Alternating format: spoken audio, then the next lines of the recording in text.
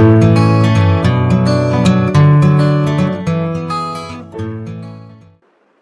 बच्चों, प्राचीन इतिहास में मैं बौद्ध धर्म के संबंध में बात कर रहा था।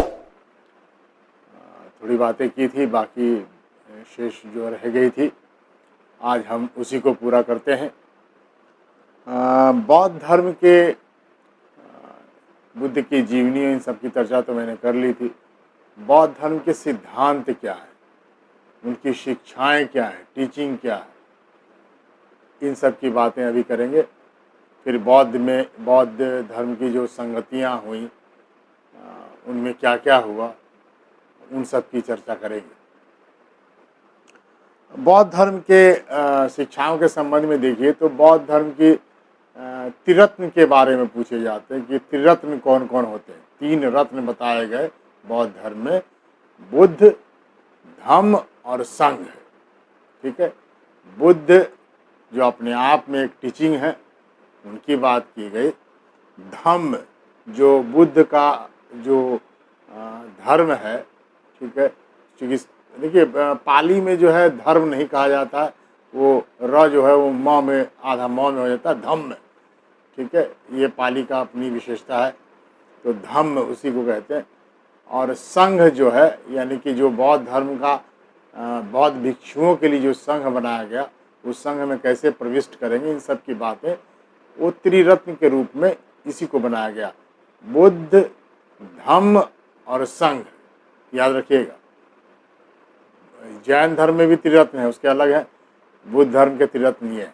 तो आप पूछिएगा बौद्ध धर्म के त्रिरत्न में कौन नहीं है, ऐसे करके प्रश्न पूछे जा सकते। बौद्ध धर्म के जो मूलाधार क्या है, जो बेसिक बौद्ध धर्म का जो बेसिक आधार है, वो 4 आर्य सत्य कहे जाते हैं, जो इसी पर बौद्ध धर्म आधारित है। यानी कि कहा उन्होंने कि आखिरकार जो चीज़ें उत्पन्न होती है आपके जीवन में, वही आपके दुख का कारण है। यानी दुख को केंद्र में रखा।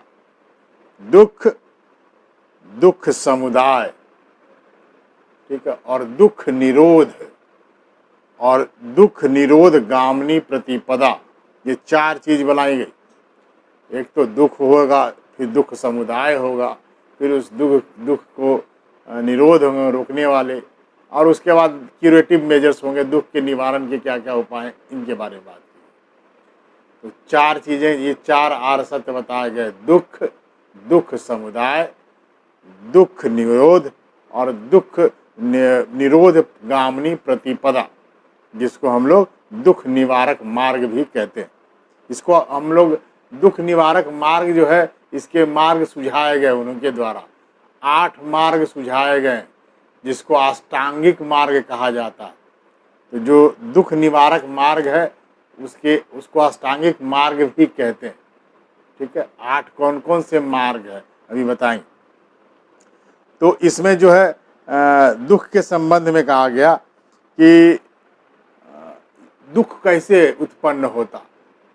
तो ये तमाम जो मनुष्य के भौतिकवादी जीवन में चीज़ें आती हैं, ये सब दुख का कारण बनती हैं। जैसे आप बीमार पड़ते हो, किसी व्यक्ति की मृत्यु हो गई, सब दुख का कारण है। इन्हीं सब को देख करके उनके जीवन में ये जिज्ञासा उठी थी। उन्होंने एक शव यात्रा को देखा, एक बूढ़े जर्जर व्यक्ति को देखा, बीमार व्यक्ति को देखा, और सब लोग उसके परिवारजन रो रहे थे। तो इन सब को दुख का कारण उन्होंने समझा। ठीक है, तो हमारा जो भौतिकवादी जीवन है अब तो और ज़्यादा बढ़ता चला जा रहा है, बहुत सारे दुख के कारण है। ठीक है, तो ये जो दुख है, और इसको दुख जो समुदाय है, उसको उन्होंने कहा कि ये जन्म और इसके जन्म का जो कारण है, ये उसके पीछे अज्ञानता का जो चक्र है, यही है। अज्ञानता रूपी चक्र को उन्होंने समित्य प्रत्युपाद कहा। ठीक है, बहुत देखिए ये ऑब्जेक्टिव्स के पॉइंट ऑफ व्यू से बहुत ज़्यादा इम्पोर्टेंट तो नहीं है, नहीं फिर भी कभी कभी आ भी जाता है तो जानना चाहिए। ठीक है, तो बुद्ध ने कहा कि आपके जीवन में ये जो दुख समुदाय है, ये अज्ञानता की वजह से है। और इस अज्ञानता की वजह से ही हम लोग आपस में इस चक्र से निकल नहीं पाते। उन्होंने चक्र से निकलने के लिए 12 चीज़ों को बताया, मैं उसके बारे में भी आऊँगा। पहले मैं अष्टांगिक मार्ग की चर्चा कर लूँ। उन्होंने कहा कि ये दुख को जो निवारण करना, ये अष्टांगिक मार्ग है क्या? तो कहा कि सम्यक दृष्टि रखिए, सम्यक संकल्प, सम्यक वाणी, सम्यक कर्मांत, सम्यक आजीव, सम्यक व्यायाम, सम्यक स्मृति और सम्यक समाधि। ठीक है, ये तमाम चीज़ें हैं, यानी आपकी दृष्टि सम्यक होनी चाहिए। सबके जीवों के प्रति आप समान दृष्टि रखें। सम्यक संकल्प होना चाहिए, ऐसा संकल्प लीजिए जो पूरे समाज के लिए हो। ठीक है, चलिए ये सब बहुत महत्वपूर्ण नहीं है, सिर्फ आपको याद रखना अष्टांगिक मार्ग, दुखों के निवारण के लिए उन्होंने अष्टांगिक मार्ग अपनाने को जोर दिया। ठीक है, इस पर आपको ध्यान में रखना है। इस अष्टांगिक मार्ग को जो भिक्षु हैं, जो भिक्षु और भिक्षुणी हैं, भिक्षुओं को इसका कल्याण मित्र कहा गया। तो पूछा जा सकता है भिक्षुओं का कल्याण मित्र किसे कहा गया?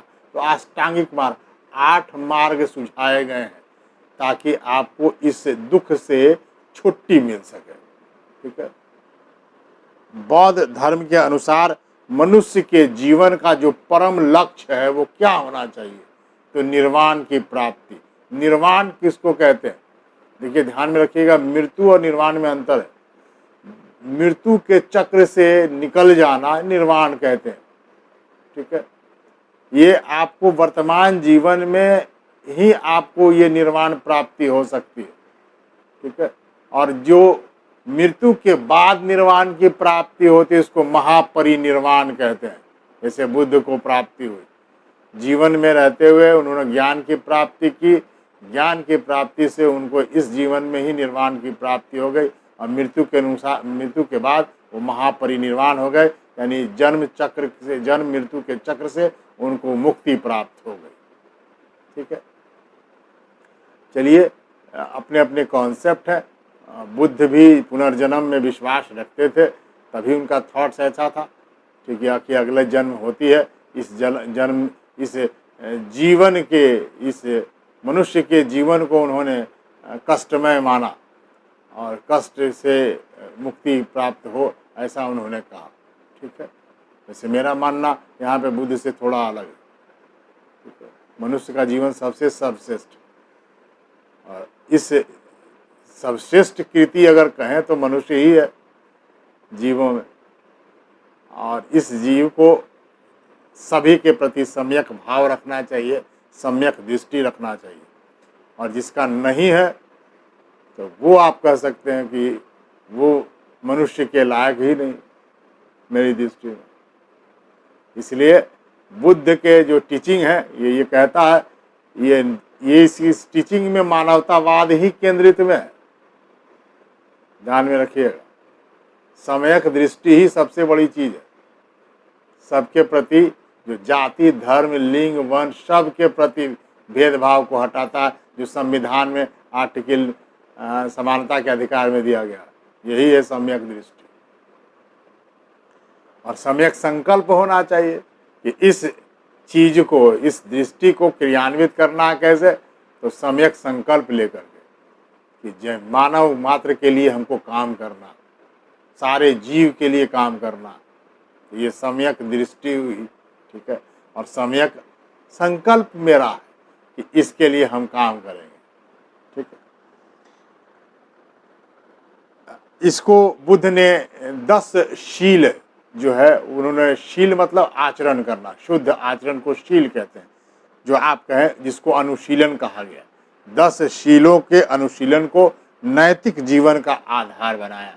उन्होंने 10 ऐसे बताए जिसके आधार पर आपका जीवन जो है वो, आप कहें इसको फंडामेंटल ड्यूटीज, कि व्यक्ति के जीवन में इस प्रकार का व्यवहार होना चाहिए, इस प्रकार के जीवों के प्रति, तमाम वन जीव अभयारण्य जितने भी आप देखते हो, इन्वायरमेंट से लेकर के हर एक जीवों के प्रति आचरण।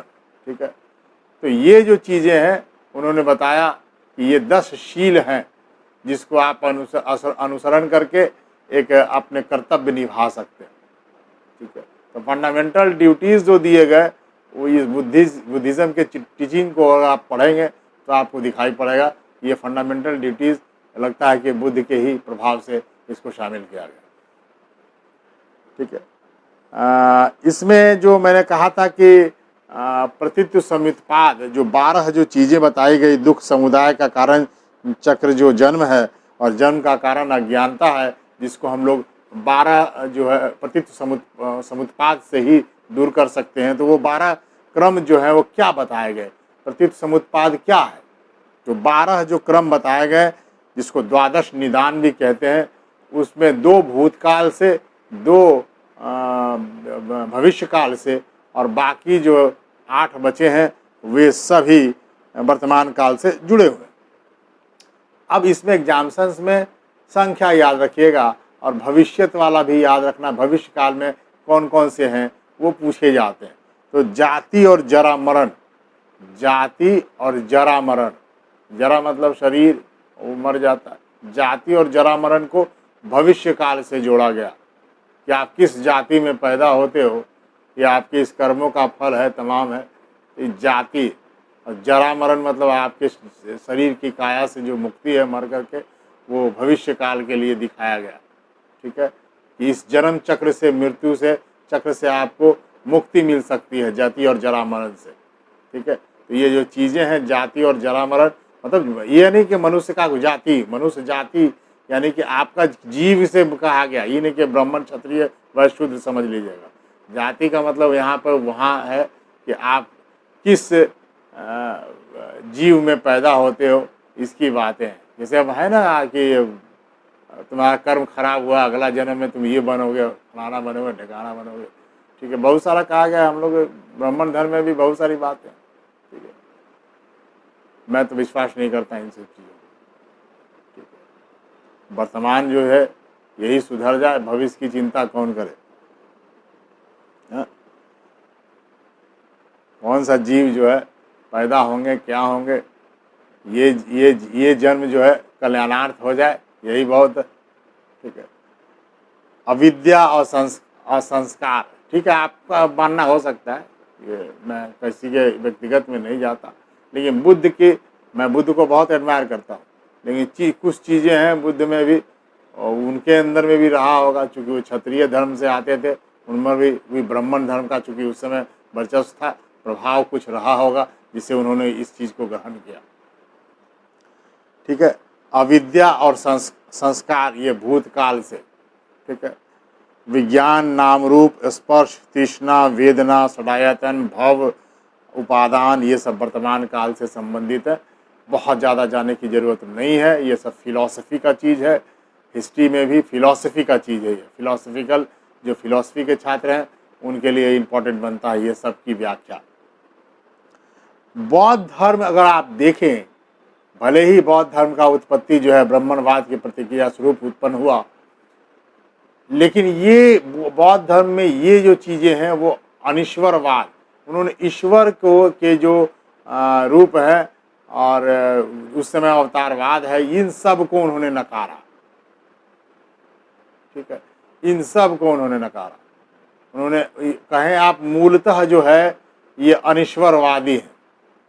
ठीक है, हालांकि ईश्वर के स्थान पर उन्होंने मानव प्रतिष्ठा पर बल दिया, ये बहुत महत्वपूर्ण है, इसलिए मैं इनको बहुत एडमायर करता हूँ। बुद्ध की ये बातें बड़ी बड़ी अच्छी है। अनिश्वरवादी वाली जो तत्व है, ठीक है, वो अनिश्वरवाद वाली है, उन्होंने ब्राह्मण धर्म के प्रतिक्रिया स्वरूप शुरू किया होगा, इस वजह से आया होगा, लेकिन इन्होंने ईश्वर की जगह मानव प्रतिष्ठा पर बल दिया कि प्रत्येक व्यक्ति अगर ईश्वर है भी तो प्रत्येक व्यक्ति के दिलों में विद्यमान है, हर एक के हृदय में वास करते हैं। यानी हर व्यक्ति के मानव प्रतिष्ठा पर अगर आप बल देते हैं तो ये ही निश्चित रूप से धर्म है, और उन्होंने व्यक्ति की प्रतिष्ठा पर बल दिया। आप समझ रहे हैं, इसीलिए देखिएगा कि बौद्ध धर्म के मानने वाले लोग ज़्यादा कौन है, तथाकथित जो आप कहें नीची जातियां जो हैं वही बौद्ध धर्म ज़्यादा अपनाती हैं। क्यों? यही बात है, इसमें मानव प्रतिष्ठा पर बल दिया गया। इसके अंदर में जाति का कोई स्थान नहीं है कि ठीक है कि जाति और जरा मरण से मुक्ति मिल सकती है। बुद्ध ने भी कहा कि इसे मुक्ति मिल सकती है। इन सब चीज से हटना, हालांकि स्वीकार नहीं करते, कहते इस चक्र से ही आपको मुक्ति मिल सकती है। ठीक है, और जाति जो यहाँ पे, इसीलिए उन्होंने मानव प्रतिष्ठा पर बल दिया। ठीक है, बौद्ध धर्म अनात्मवादी है। ठीक है, इसमें आत्मा की परिकल्पना नहीं की गई। ये नहीं कहा उन्होंने कि यही जो आत्मा है वो अगले जन्म में जाएगी। आत्मा को स्वीकार नहीं करते। बौद्ध धर्म ने वर्ण व्यवस्था और जाति प्रथा का जबरदस्त रूप से विरोध किया। ठीक है, इसीलिए देखिएगा अंबेडकर भी अपने अंतिम क्षणों में बौद्ध धर्म की ओर आकृष्ट हो गए थे, पूरी तरह से बौद्ध धर्म को अपना लिया था। बौद्ध धर्म का दरवाजा हर जातियों के लिए खुला था। आनंद के, हालांकि देखिएगा पहले उन्होंने स्त्रियों के लिए प्रवेश वर्जित कर दिया था, लेकिन बौद्ध आनंद ने बहुत उन पर जोर दिया, कहा कि नहीं, आप किसी एक वर्ग को आप नहीं रोक सकते हैं, आप इसको प्लीज़ इसको कीजिए। उन्होंने समझाया उनको। बौद्ध धर्म बुद्ध ने उनके तवज्जो बहुत देते थे आनंद और उपाली को, उनकी बातों से मान लिया, और फिर उन्होंने महिलाओं के प्रवेश को भी इसमें द्वार खोल दिए। तो इसके तहत देखेंगे पहले जो महिला थी उनकी मौसी जो उनको पाली थी, महाप्रजापति गौतमी, वो संघ में प्रविष्ट होने वाली पहली महिला थी। इसके बाद आप देखिएगा फिर आम्रपाली भी आती हैं। आम्रपाली जो आती हैं तो देखिएगा इसीलिए बुद्ध जो है कहते थे, आम्रपाली जो प्रवेश कर रही थी और उसमें आनंद और उपाली भी थे, तो उनके आश्रम में जब प्रवेश कर रही थी तो उन्होंने सारे भिक्षुओं को कहा कि आप लोग जो है आँख मूंद लें। ठीक है, और बाकी आनंद और उपाली को छोड़कर, यानी वो मानते थे कि आनंद उपाली जो है इन आकर्षणों से ऊपर उठ चुके हैं। बाकी बौद्ध भिक्षु जो थे आए थे, उनको लगा कि ये कहीं देखेगा तो फिर से ये लोग गृहस्थ जीवन में प्रवेश न कर जाए। ठीक है, तो उस समय उन्होंने उसको कहा कि आनंद और उपाली को छोड़कर बाकी सब अपनी आंखें मूंद लें। संघ की जो सभा में नति का पाठ होता था, प्रस्ताव का पाठ होता था। ठीक है, संघ में जो बुद्ध के जो संघ के नियम थे उसका प्रस्ताव होता था, उस प्रस्ताव का जो पाठ होता था उसको नति कहते थे। प्रस्ताव पाठ जो होते, जो उसको पढ़ते थे वो अनुशासन कहते थे उसको। और सभा की जो वैध कार्रवाई हुआ करती थी उसके बारे में भी कहा गया। ये भी एग्जाम में पूछा एक बार कि जो उस समय सभा की जो कार्रवाई थी उसके लिए भी गणपूर्ति थी। जैसे अभी संविधान में गणपूर्ति दी गई है कि सभा की बैठक के लिए 1/10 होना चाहिए, तो इसमें भी गणपूर्ति दी गई थी और वो था 20 से नीचे अगर हो तो संघ की बैठक नहीं हो सकती थी। संघ के अपने नियम बनाए थे बुद्ध ने। बुद्ध में जो अगर कोई प्रविष्ट होता था उसको उपसंपदा कहा जाता था। ठीक है, बौद्ध धर्म का जो संगठन है वो गणतंत्र प्रणाली पर आधारित है। आप उसी समय देखेंगे गणतंत्र की जो चर्चा है वो इसमें भी मिलती है, संघ में भी मिलती है। ठीक है, हाँ, संघ में उन्होंने वर्जित भी किया था कि संघ में कौन नहीं आ सकते हैं, तो चोर कहा नहीं आ सकते हैं, हत्यारा कोई हो तो नहीं आ सकता है, कोई ऋणी व्यक्ति हो, किसी का ऋण लेकर के आप भाग के आए हो तो आप नहीं हो सकते हैं, राजा के जो सेवक हैं वो नहीं हो सकते हैं, सेवा करते हुए आप नहीं बन सकते हैं, इन सब चीज़ों से नहीं, आप राज्य सेवा को छोड़ करके आइए। ठीक है, दास कोई व्यक्ति है वो भी नहीं हो सकता। ठीक है, किसी का दासत्व स्वीकार करके आप संघ में प्रवेश नहीं कर सकते। और कोई रोगी व्यक्ति है उसका भी प्रवेश वर्जित था। ठीक है, कोई रोगग्रस्त हो तो संघ में नहीं आ सकते हम, वो इसलिए क्या होगा, किसी को भी उस समय भी रोग हुआ करते होंगे। ठीक है, आपको कोविड लेकर के आ जाएगा तो सबको संघ में प्रवेश कैसे दे सकता, तो ऐसा ही था कि कोई रोगी व्यक्ति हो उसको संघ में प्रवेश वर्जित था। ठीक है, बहुत चीज़ों को ध्यान में रखा गया था। बौद्ध धर्म में पूर्णिमा के दिन का जो बहुत महत्व है, ये भी एग्जाम में पूछा, क्योंकि इसी दिन बुद्ध का जन्म हुआ, बुद्ध को ज्ञान की प्राप्ति हुई। ठीक है, 3 चीज़ें हुई और तीसरा महापरिनिर्वाण हुआ। तो एग्जाम्सन में पूछ सकता है कि बुद्ध पूर्णिमा के दिन निम्नलिखित में क्या नहीं हुआ था। तो बुद्ध का जन्म, उनको ज्ञान की प्राप्ति, ठीक है, और महापरिनिर्वाण। ठीक है, ये ध्यान में रखिएगा 3 चीज। महात्मा बुद्ध से जुड़े हुए बुद्ध से जुड़े हुए 8 स्थान हैं। ठीक है, लुम्बिनी, गया, सारनाथ, कुशीनगर, श्रावस्ती, संकास्य, राजगृह, वैशाली। इसे बौद्ध ग्रंथों में अष्ट महास्थान के नाम से जाना जाता है और ये सब बौद्ध सर्किट में जुड़े हुए हैं। अभी पर्यटन के दृष्टिकोण से जो सर्किट जुड़ा हुआ, ये सभी स्थानों को जोड़ा गया। ठीक है, एग्जाम्सन्स में लुम्बिनी, गया, सारनाथ, कुशीनगर, श्रावस्ती को जानिए। श्रावस्ती में क्या हुआ था? बुद्ध ने सर्वाधिक उपदेश जो दिए वो श्रावस्ती में दिए थे। ठीक है, चलिए मैं सबकी चर्चा बाद में करता हूँ। बौद्ध संगतियाँ कहाँ कहाँ हुई? अब ये प्रश्न एग्जाम्सन में बहुत आता है। ऑब्जेक्टिव के ख्याल से तो बच्चा ये बहुत इंपॉर्टेंट है। अभी मैंने आपको जो टीचिंग बताई ये बहुत ज़्यादा अंदर जाएगा तब पूछेगा, लेकिन आपको जो इम्पोर्टेंट बनता है वो बौद्ध संगति बनता है। ठीक है, प्रथम बौद्ध संगति जो है उसका स्थान कहाँ था? तो राजगृह में था, जिसको सप्तपर्णी गुफा में हुआ था। ये स्पेसिफाइड भी पूछ सकता है, राजगृह ना लिख करके सप्तपर्णी गुफा कह सकते हैं। समय क्या था? तो 483 BC। अध्यक्ष कौन थे? तो महाकश्यप। शासनकाल किसका था? तो अजातशत्रु के समय हुआ था, जो हर्यक वंश के थे। उद्देश्य, अब इसमें पूछेगा कि ये जो बौद्ध संगति हुई किस लिए थी? स्पेसिफाइड है किस काम के लिए हुई थी, क्या किया गया था उसमें। तो संगति का मतलब जितने बौद्ध संघ के लोग हैं आपस में विभिन्न जगहों पर रहते हैं, वो एक मिलते हैं। मीटिंग्स है ये, मीटिंग्स। ठीक है, अब इसमें अजातशत्रु ने बुलाई थी और इस पर बहुत दिनों तक चर्चा हुई। उद्देश्य क्या था? तो बुद्ध की जो टीचिंग थी और बुद्ध के जो नियम थे संघ के, वो उसको संकलित करना, यानी सूत पिटक और विनय पिटक, दोनों पिटक। पिटक साहित्य कहते हैं, बौद्ध के साहित्य को पिटक कहते हैं। सूत पिटक और विनय पिटक का संकलन इसी बौद्ध संगति में हुआ था। प्रथम बौद्ध संगति में सूत पिटक और विनय पिटक की रचना हुई थी। ठीक है, किसके समय? अजातशत्रु के समय। कौन अध्यक्षता किया था? तो महाकश्यप। ठीक है, और कब हुआ था? 483 BC। कहाँ हुआ था? तो राजगृह। याद कर लेना बेटा, इतना मैंने बजाते ऑब्जेक्टिव टाइप ही से बना दिया, आपको तो बिल्कुल याद रहना चाहिए। द्वितीय बौद्ध संगति किसके समय हुई? तो वैशाली में हुआ 100 वर्ष बाद, 383।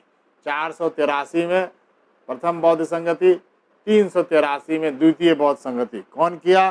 कालाशोका। कालाशोका का शासन था, जिसको काकवर्णिन भी कहते हैं। ठीक है, ये इसके अध्यक्ष कौन था? साबक मीर।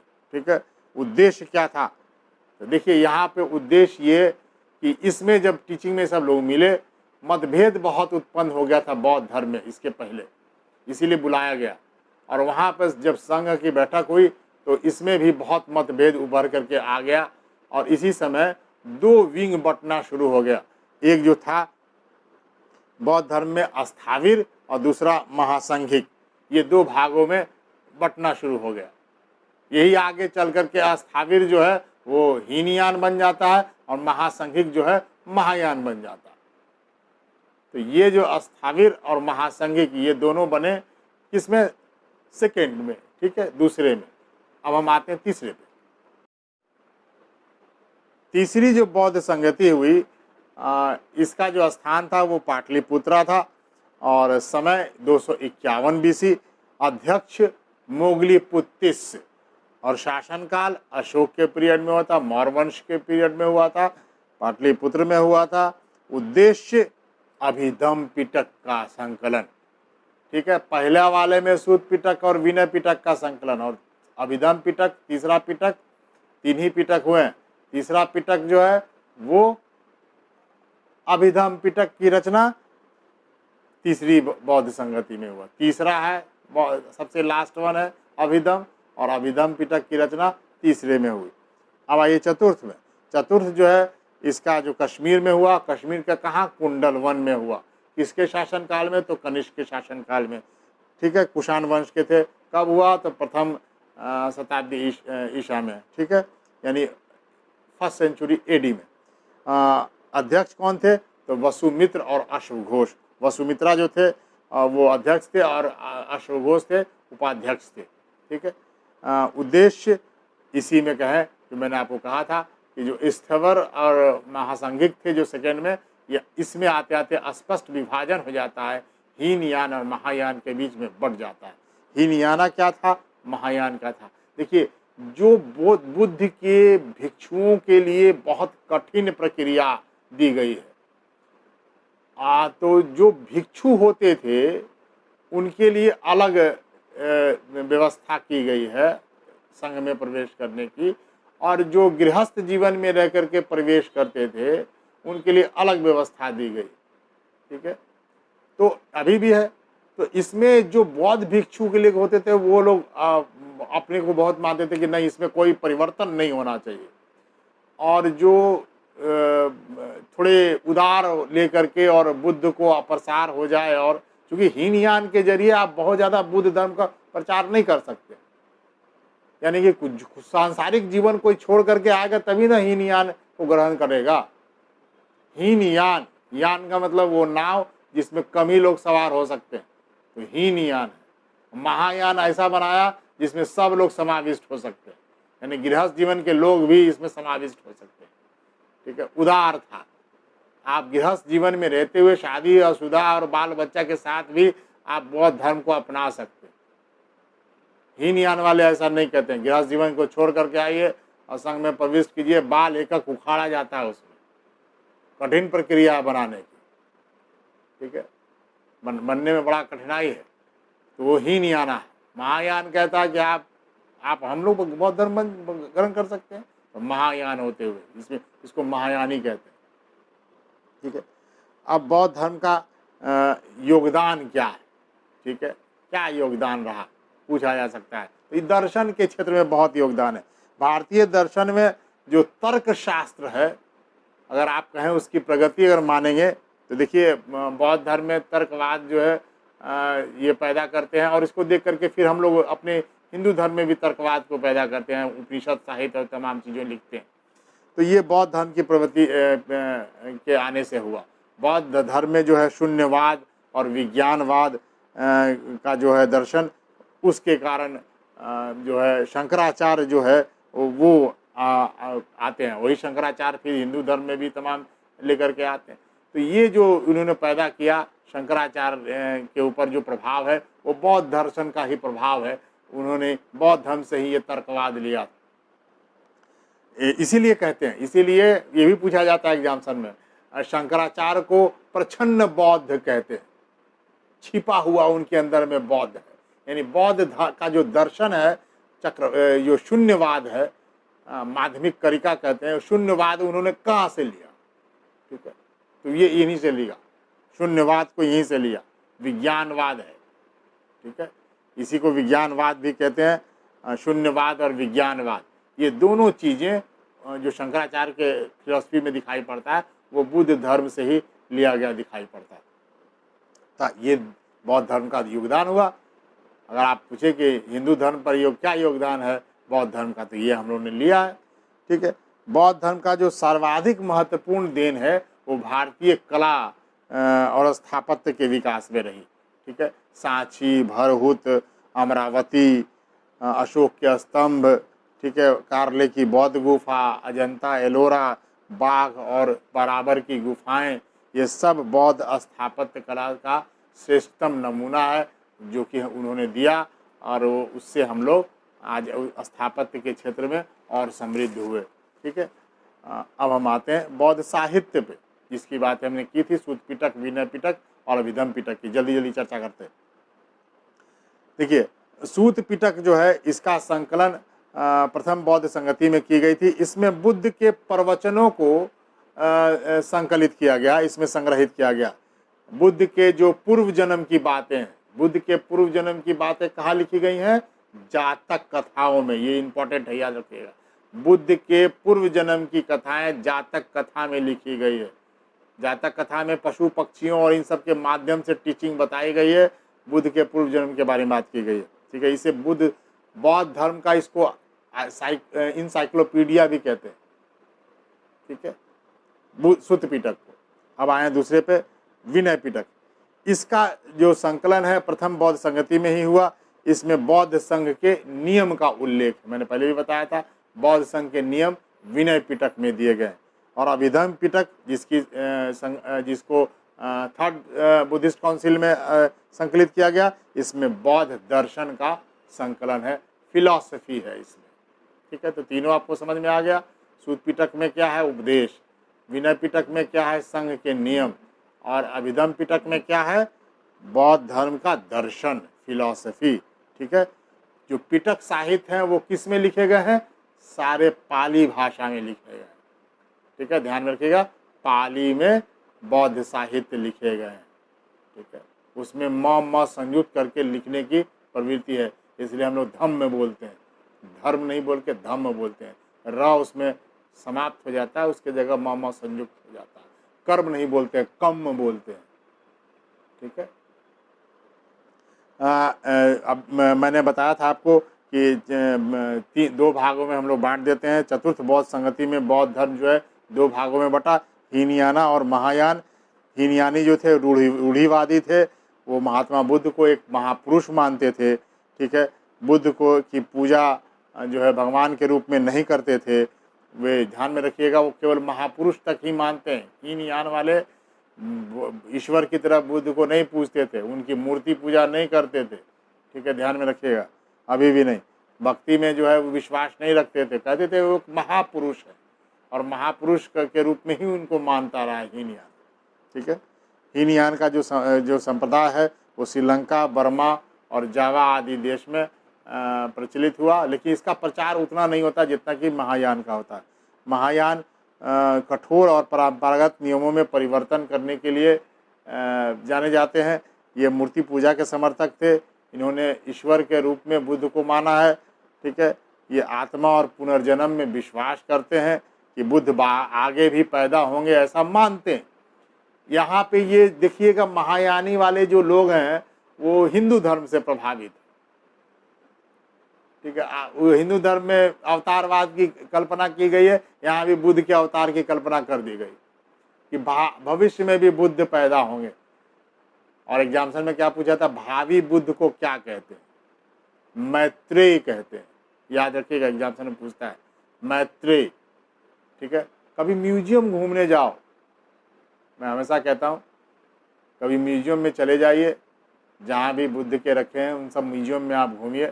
तो म्यूजियम में जाइएगा तो आपको मैत्रेय बुद्ध की मूर्ति भी मिलेगी, तमाम मूर्तियाँ मिलती हैं, तो उसको देखिए। ठीक है, और समय दीजिए। मैं ऑलवेज कहता हूँ कि म्यूजियम घूमना चाहिए, समय देकर घूमना चाहिए। ऐसा नहीं कि ऐसे देखा है, मूर्ति देखा निकलते बने है, इसमें क्या, पढ़िए उसको कि मैत्रेय बुद्ध की मूर्ति कहाँ से मिली, किस ईस्वी में मिली, कब की मिली। ठीक है, मूर्तियों की कला क्या थी, समय दे के देखिएगा तब इतिहास पढ़ने में मजा आता। ठीक है, शून्यवाद जो है उसका प्रवर्तक कौन है, नागार्जुन। ठीक है, इसकी जो रचना है वो किसने की थी, माध्यमिक करिका। मैंने अभी थोड़ी देर पहले बताया था। शून्यवाद का जो प्रवर्तक कौन थे, नागार्जुन, और उनकी प्रसिद्ध रचना क्या है, माध्यमिक करिका। ठीक है, इसे सापेक्षतावाद भी कहते हैं, इसलिए नागार्जुन को भारत का आइंस्टीन भी कहा जाता है। थ्योरी ऑफ रिलेटिविटी कौन दिया, तो भारत में तो अगर कहें तो एक फिलॉसफी थी थ्योरी रिलेटिविटी की, वो नागार्जुन ने दिया, और इसीलिए इनको भारत का आइंस्टीन भी कहा जाता है। ये भी एग्जाम में पूछता है बहुत जीएस में। 7वीं शताब्दी ईसा पूर्व में देखिएगा, बौद्ध धर्म में तंत्र मंत्र का प्रभाव बढ़ने लगा और इसमें वज्रयान शाखा जिसको कहते हैं उसका प्रादुर्भाव हुआ। यानी तंत्र मंत्र का प्रभाव से उत्पन्न होने वाली बौद्ध की कौन सी संप्रदाय है, तो वज्रयानी। याद रखिएगा, वज्रयानी। और इसमें जो एक देवी को का भी हुआ, तंत्र मंत्र की देवी पैदा हुई और उसका नाम था तारा। ठीक है, म्यूजियम में जाइएगा वहाँ भी मिलेगा, तारा देवी का भी मिलेगा। तारा देवी, यहाँ पर देवी के रूप में तारा देवी का नाम आता है। ठीक है, इस संप्रदाय का जो सिद्धांत है वो आर्य मंजूश्री मूल कल्प में वर्णित है। ठीक है, वज्रयानी शाखा का जो किताब है वो आर्य मंजूश्री मूल कल्प के बारे में, वज्रयान शाखा के बारे में इसमें लिखा है। ठीक है, कुमारगुप्त के बारे में जो चर्चा करेंगे, अब थोड़ी थोड़ी बौद्ध धर्म के जो बात की चर्चा वो करूं। देखिए, जो गुप्त काल में बौद्ध धर्म का भी प्रचार हुआ, जिसमें कुमारगुप्त जो हैं वो बहुत उन्होंने आगे बढ़ाया। नालंदा विश्वविद्यालय की स्थापना की, जिसको हम लोग महायान बौद्ध धर्म का ऑक्सफोर्ड यूनिवर्सिटी भी कहते हैं। तो ये आप ध्यान में रखिएगा। नालंदा विश्वविद्यालय जो हमारे यहाँ बहुत अभी फिर से उसको रिवाइव किया गया और उसकी नालंदा विश्वविद्यालय को आगे बढ़ाने का प्रयास किया जा रहा है। इसमें हमारे जो पूर्व राष्ट्रपति जो थे उनका बहुत योगदान है, कलाम साहब का। बौद्ध धर्म की जो सर्वाधिक महत्वपूर्ण देन भारतीय कला और स्थापत्य के विकास में रही। मैंने पहले भी कहा था कि तमाम जितनी गुफाएं हैं वो सब इस कला की सुंदर उत्कृष्ट नमूने हैं। ठीक है, बुद्ध की जो अस्थि के अवशेष हैं वो दक्षिण भारत में भी मिले हैं। तो याद रखिएगा, यही एक एक्सेप्शनल चीज़ें हैं। दक्षिण भारत में कहाँ से मिले? तो भट्टी में एक स्तूप मिला है दक्षिण भारत में। बुद्ध की जो सर्वाधिक मूर्तियां हैं वो किस शैली में निर्मित हुए, एग्जाम्पल में पूछता है तो गांधार शैली में। और जो प्रथम जो मूर्ति पूछेगा कि प्रथम मूर्ति किस में शैली में मिली है, तो वो है मथुरा कला में। देखिए, ध्यान में रखिएगा, सर्वाधिक मूर्ति किस में मिली है तो गांधार कला में, और जो प्रथम मूर्ति किस में मिली है तो मथुरा कला में। ठीक है, गांधार कली शैली का जो विकास है वो किसके काल में सर्वाधिक हुआ? तो कुषाण के काल में, कुषाण के पीरियड में। कनिष्क जो है उसने बहुत विस्तार किया इसमें।